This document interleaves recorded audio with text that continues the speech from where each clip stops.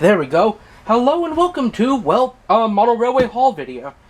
And today we have a Chicago Northwestern Railway mainline waffle-sided boxcar,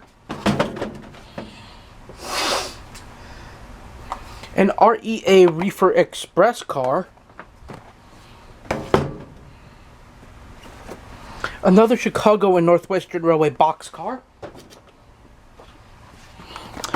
the Milwaukee Road, a heavyweight coach for, my local services.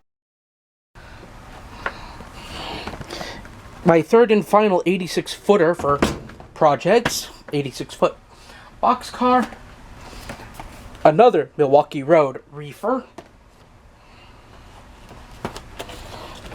a Boston and Maine boxcar, a Canadian National flat car with the Expo 86 trailer. I was able to actually find one at Whistle today.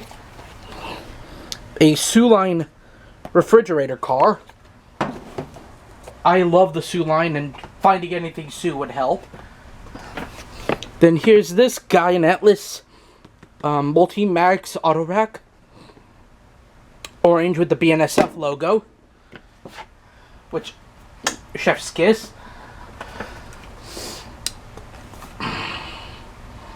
A Brown Company's blue box car. There will be video of this running around with a couple of things, so don't worry about it. We have an ADMX tanker here from the Walters Mainline series. We have a CB&Q boxcar.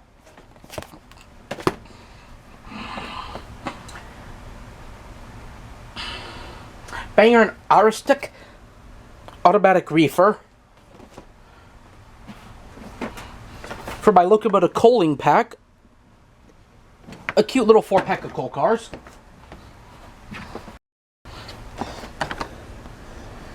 A Pacific Fruit Express reefer. A 6-pack 40-foot unit train. I've actually had a unit train before. I want to see how this actually looks and works, because if it works well, then the unit train might be my second, fourth unit train altogether. Then here, upside down, we have an Atlas REA reefer, Milwaukee Road boxcar. I love, when it's weird stuff like this, I like it. Now, 2 flat cars, I haven't showed off what loads look like in model railway cars.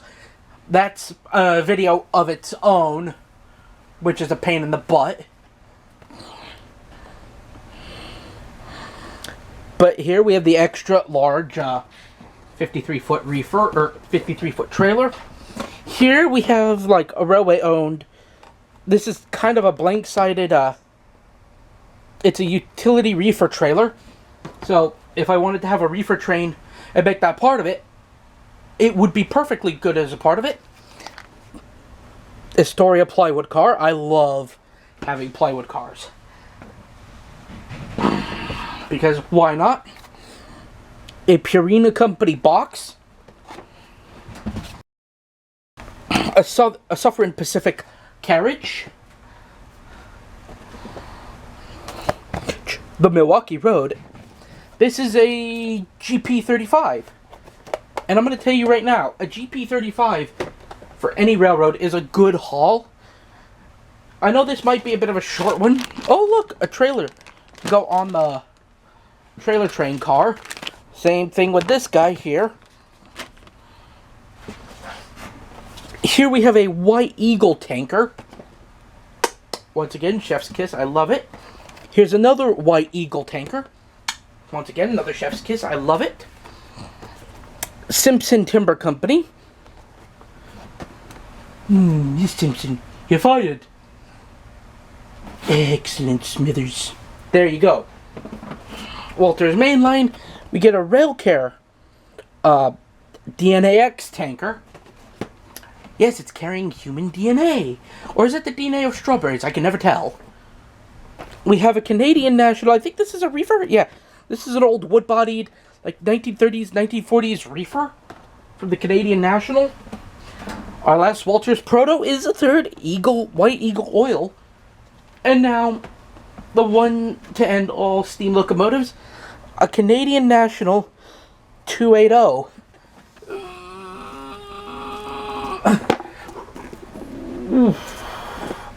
I'll go through and kind of give like the brief spiel why I got each of these items. After I show this off, this is the Connie. So now, why did I pick up stuff like this?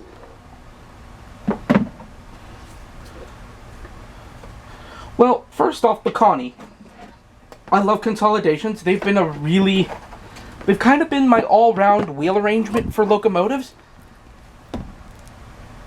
And here's the thing about the CNW one, or yeah, the C&NW, the Chicago and Northwestern Connie. Thing is I used to have an old, sorry about the fart. I used to have an old Bachmann. Yeah, that's Bachmann, but we call it Bachmann.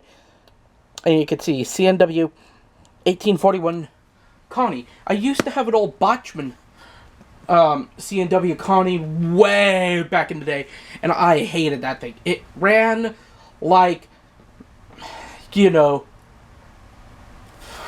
fart smell. Horrible. It kept failing, it kept breaking down, it kept derailing. Christ on a bike. I could not keep that thing on the rails. For the White Eagle Oil Company, which is these three puppies right here, I got these because, well, one of my friends and we were messing around in trains. White Eagle Oils is one of the more common industries you could get, and that's one of the more common reskins. So I'm sitting here like Christ on a bike. This I got because, well, I love plywood cars. And here's the thing. It's the same thing behind this guy. Plywood. I have family who've done lumber. I have family who've done logging. So those two things are in my blood. So plywood cars, it makes sense. A lot of people are going to laugh at that, but it's true. The two tankers here. Where's the other one? Oh. It's buried. Dang it. This is it down here. Yeah. So the reason why I got these two tankers is these are the newest, mainline freight cars that I've seen, and I want to give them a try. I want to honestly see what they're like, because I've had good luck with mainline box cars and coal cars and stuff like that. But not really tankers. Now, as for the REA, cars, I'll show off the other one when I get to it.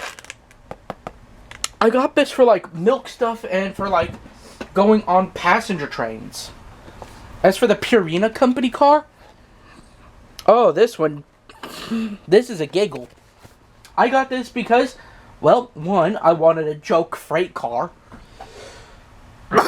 B, I wanted something that would actually get people to turn heads, and it happened. That never came up here, even though freight cars are a lot like joints.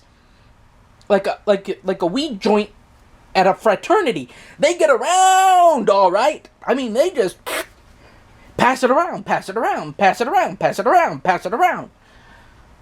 Christ, I've seen things go around, but some of this stuff. Whew.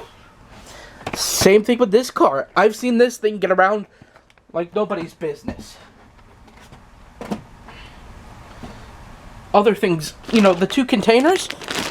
I got these because what I'm going to be doing with them is, when I work on my container train a little more, the mainline interchange train,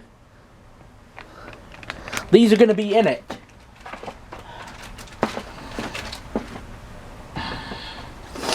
Trailers, I'm working on these because I want to do something kind of unique with them. So for this, part of it, it'll be part of a reefer train. This will be part of a post train.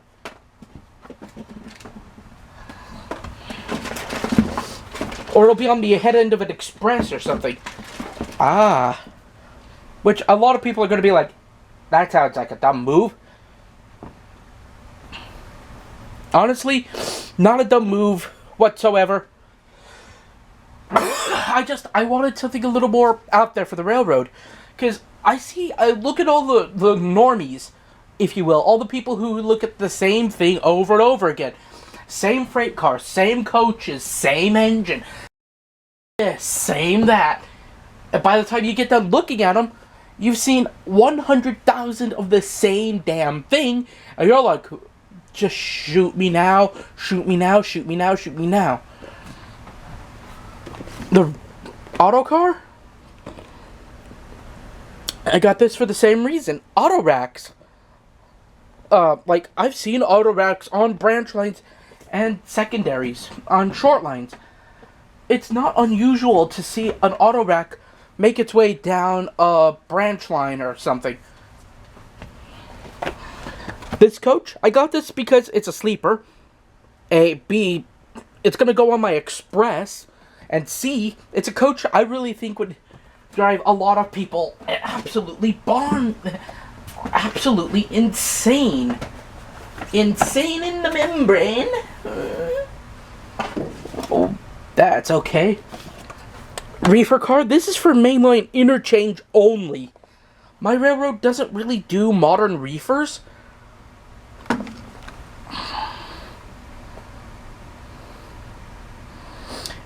And I'm gonna be honest, it's a freight car that I love. It's a really nice PFE, because one of my friends does the Pacific Fruit Express, and this is a car he loves. Why not? Now, this diesel, the GP35 Milwaukee Road, this is my engine. And the reason why I picked this one up, and it's actually an old friend of not an old friend, but it's a friend of mine's engine that he traded in. I picked it up because, well, this is actually going to be something very unique. This is a relief engine. Now, GP35s have always had this kind of, they've been kind of rostered in to help relieve heavy freight trains and passenger trains and help rescue trains. So, why not make this the start of a rescue?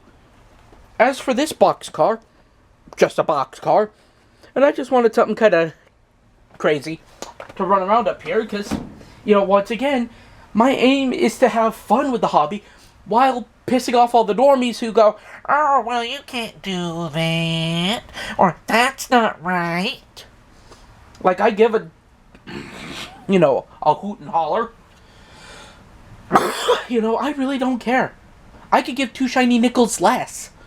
This hobby is all about you. You the viewer, you the participant. If you want to have a steam engine pulling a unit train, have a steam engine pulling a unit train. You don't need somebody to come up behind you and go, that's not right. Or, that's not acceptable. No. You can do whatever you want. Hell, in TS, I have, Class 66s pulling pre-grouping wagons from time to time because I'm bored out of my mind. Once again, who loves the Milwaukee Road? I got this because I want to annoy him. Now, this car, this Suline refrigerator car, the reason I got this is because, one, I'm working on building up a little Suline kind of repertoire, and I want to have fun with the Suline. And for a while, I could not get Suline models anywhere.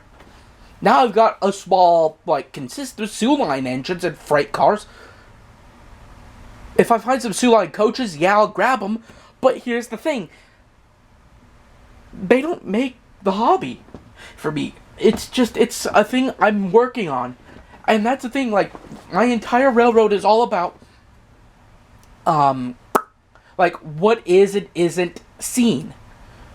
And the thing is, if you get a full Suline train, sorry about kicking the thing, I need to grab a cough drop real quick. If you have a full consist or two of trains, from a specific railroad, fine. That's okay. Now, if you're modeling that entire road, I would recommend trying to build it up slowly and over time, as opposed to rushing headlong into the situation.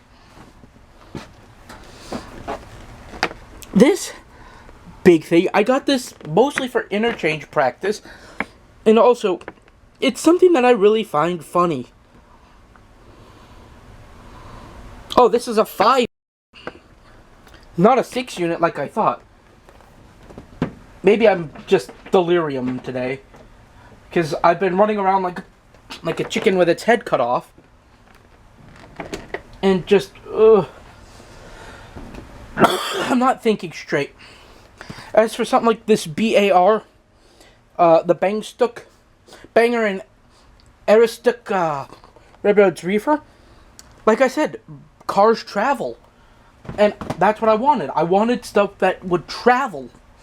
You know, it's the same thing with this Boston and Maine car. Freight cars travel.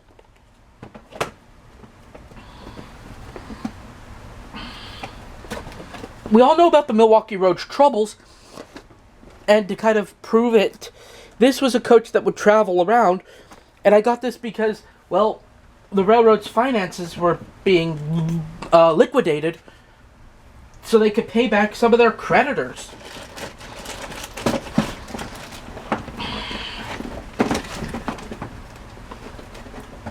And it was a case of they needed to sell a bunch of stuff to pay off these creditors, so that's where that came from. Once again, this was it ran around everywhere. This, I believe, it either was a liquidation or it just ran around everywhere and ended up here. Also, I want to talk about one other thing now that I'm down to the... Okay, so here's the other REA car, which expresses and milk trains. This I got because, well, a lot of short lines have seen use of these, and it's not uncommon.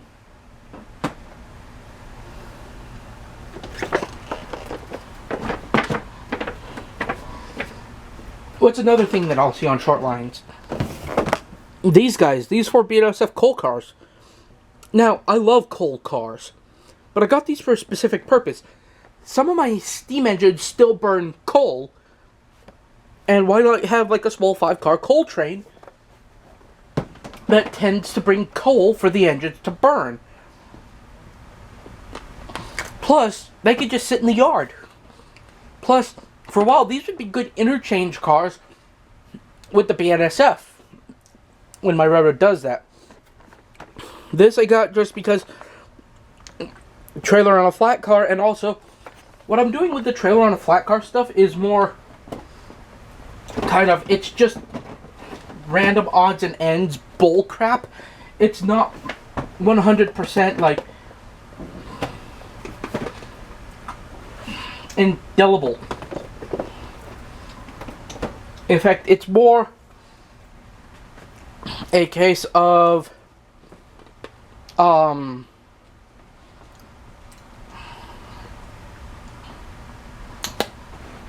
it's more a case of just like the railroad had these old trailers and old companies wanted to use it. Not these modern containers and everything. The railroad wanted to stick with what it had. It had it. Now these two, the Chicago and Northwestern Railway boxcars. I make a habit of this all the time.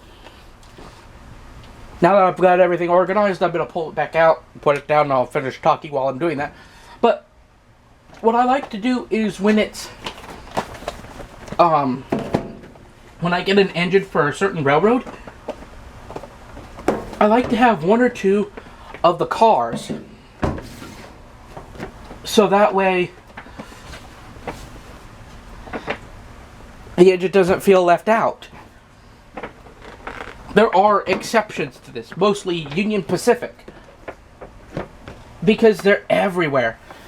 It's a railroad that sees a lot of love. It's a railroad that everybody and their brother kisses, It's a brother. It's a railroad that everybody and their brother has to, defend to the end of time. That they don't, because they have, they didn't end the steam program, and they have their steam engine.